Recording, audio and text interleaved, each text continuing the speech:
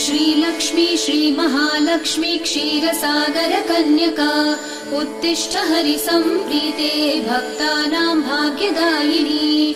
श्रीलक्ष्मी श्रीमहालक्ष्मी क्षीरसागर कन्यका उत्तिष्ठ हरिसम्प्रीते भक्तानां भाग्यदायिनी। उत्तिष्ठोत्तिष्ठ श्रीलक्ष्मी विष्णुवक्षस्थलालये उत्तिष्ठ करुणापूर्णे लोकानां शुभदायिनी। उत्तिष्ठोत्तिष्ठ श्रीलक्ष्मी विष्णुवक्षस्थलालये उत्तिष्ठ करुणापूर्णे लोकानां शुभदायिनी। श्रीपद्ममध्यवसिते वरपद्मनेत्रे श्रीपद्महस्तचिरपूजित पद्मपादे श्रीपद्मजात जननी शुभपद्मवक्त्रे श्रीलक्ष्मी भक्तवरदे तव सुप्रभातम्।